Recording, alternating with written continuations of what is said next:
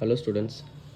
So இன்றைக்கி வந்து பார்த்திங்கன்னா ABC ID and distance education ID எப்படி வந்து க்ரியேட் பண்ணுறதா பார்க்க போகிறோம்.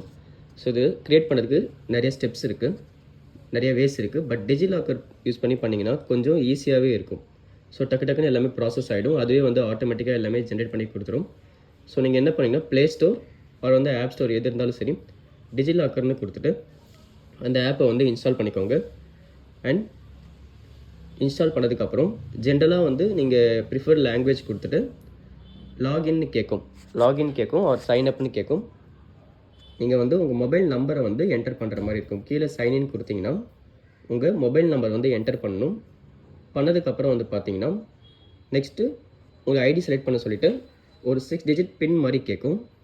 இல்லை அப்படின்னா நீங்கள் வந்து face ID or fingerprint use பண்ணி நீங்கள் வந்து அந்த ஆப்பை வந்து யூஸ் பண்ணிக்கலாம்.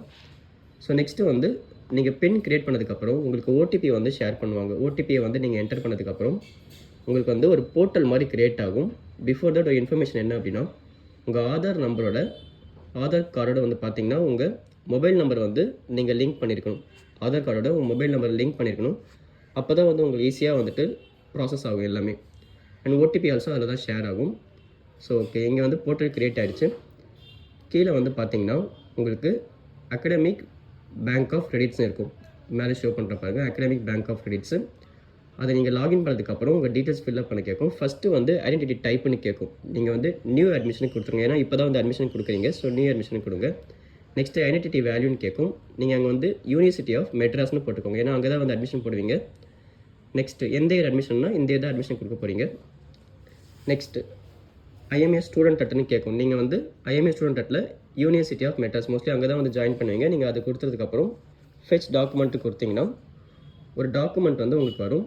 அதில் அப்பர் ஐடி ஒரு ஏபிசி ஐடி ரெண்டுமே சேம் தான் ஆக்சுவலி. நீங்கள் கொடுத்துட்டு வியூ பிடிஎஃப்னு கொடுத்தீங்கன்னா உங்களுக்கு இந்த மாதிரி ஐடி வந்து ஷோ ஆகும். அதில் அப்பர் ஐடி இருக்குது பார்த்தீங்களா, அதுதான் உங்கள் ஏபிசி ஐடி. நெக்ஸ்ட்டு வந்து பார்த்தீங்கன்னா டிஸ்டன்ஸ் எஜுகேஷன் ஐடி.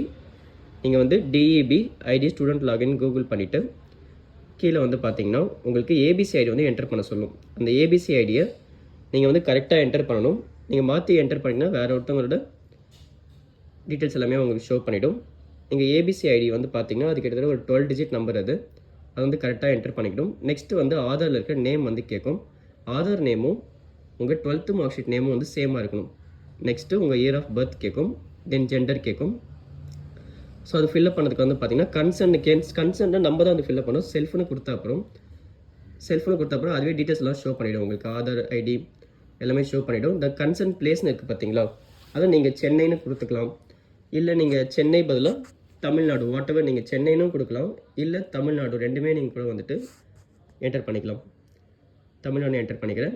நெக்ஸ்ட்டு வந்து பாருங்கள், எல்லாமே ஃபஸ்ட்டில் வந்து ஃபஸ்ட்லேருந்தே எல்லாமே சொல்கிறேன் உங்களுக்கு. கேப்சா கொடுத்துருங்க.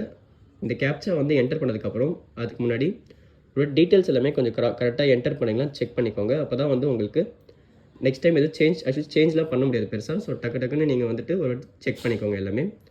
ஸோ பண்ணதுக்கப்புறம் வந்து பார்த்தீங்கன்னா நெக்ஸ்ட்டு உங்கள் கீழே மெயில் ஐடியும் மொபைலும் என்டர் பண்ண சொல்லும். மெயில் ஐடியும் மொபைல் நம்பரும் வந்து என்டர் பண்ண சொல்லும். ஸோ என்டர் பண்ணிவிட்டு கீழே அக்ரி கொடுத்தீங்கன்னா உங்களோட டிஸ்டன்ஸ் எஜுகேஷன் ஐடியும் வந்து க்ரியேட் பண்ணிவிடும். ஸோ எல்லாமே சிம்பிள் ப்ராசஸ் தான்.